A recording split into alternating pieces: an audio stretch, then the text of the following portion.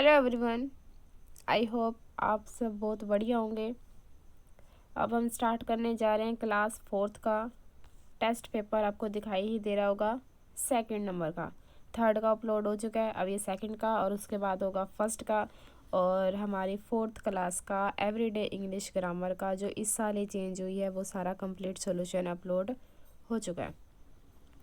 इसको अब स्टार्ट करते हैं। ए पार्ट में दिया हुआ है complete the sentences with the correct verb from bracket.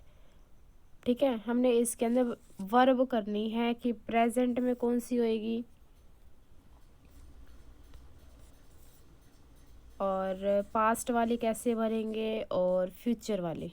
ठीक है, सेंटेंस नंबर 1 है हमारा, रेया डैश एट द एयरपोर्ट। यहाँ पर हम फिल कर देंगे is waiting at the airport. अब ये इज़ क्यों लगा, क्योंकि ये प्रेजेंट में था। ठीक है, इसीलिए प्रेजेंट में इज़ एम आर आता है, पास्ट में वाज वर आता है और फ्यूचर में विल आता है। इसमें आ जाएगा विल इज़ वेटिंग। सेकंड है टिया लुक्स। यहाँ पर लुक क्यों नहीं आया, क्योंकि ये सिंगुलर है, सिंगुलर के साथ एस या ई एस लगता है, इसीलिए यहाँ पर हो जाएगा लुक्स। थर्ड में है we weigh much less on the moon than we do on the अर्थ।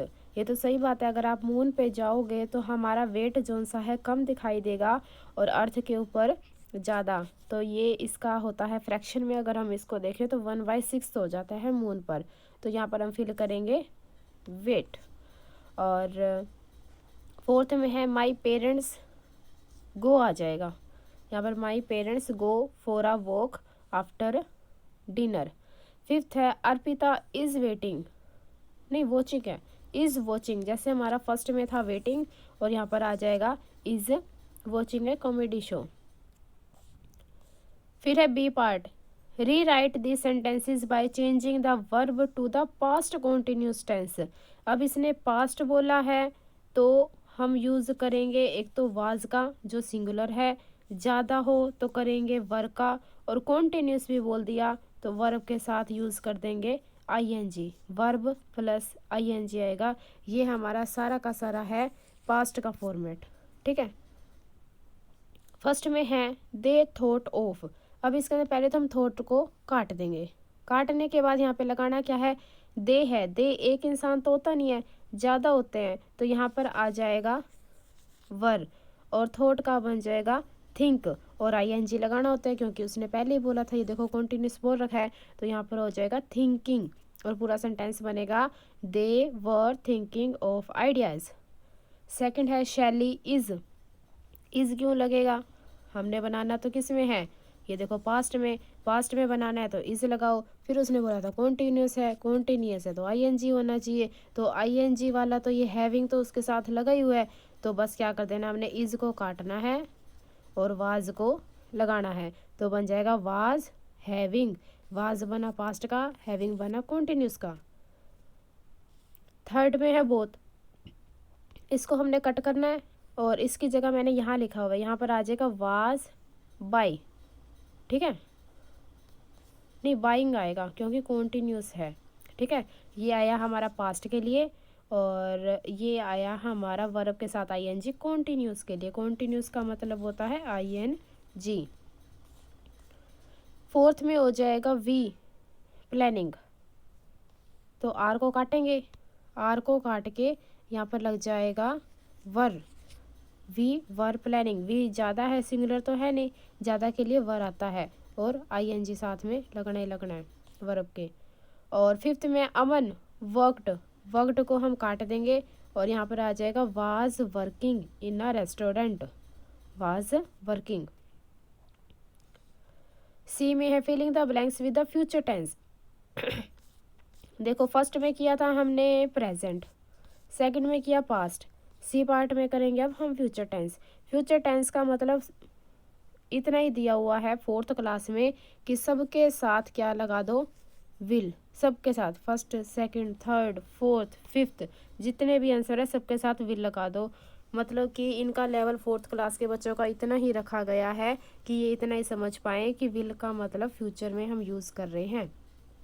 देखो फर्स्ट में आ जाएगा शी विल ड्राइव, और सेकंड में हो जाएगा विल टर्न, थर्ड में हो जाएगा विल वॉच, फिर है विल राइट, विल मीट। बस यही लगाना है इनको और कुछ भी नहीं करना। इनका हो गया फ्यूचर टेंस ख़त्म। और अब आ जाते हैं हम नेक्स्ट पेज पे।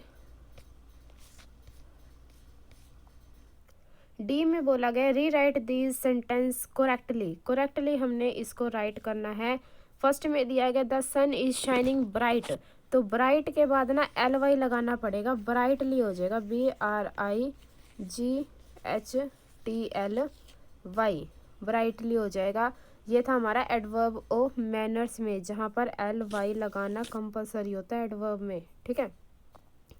सेकंड में इसी तरह हम यहाँ पर क्विक के साथ LY लगा देंगे, क्विकली। यहाँ पे हैप्पीली की स्पेलिंग क्या हो जाएगी, HAPPILY, ठीक है। Y को पीछे कर देंगे, IL बीच में करना है, ये हैप्पी के। इसी तरह ग्रेसफुली LLY, इसी तरह करेक्टली LY लगा देंगे। बस यही था इसमें। तो ई में हमने क्या करना है, पंचुएट, मतलब कि पंचुएशन वाले आगे, जहाँ पर हम स्मॉल को कैपिटल में चेंज किया करते थे, क्योंकि सेंटेंस का स्टार्टिंग वाला वर्ड कैपिटल में ही होता है।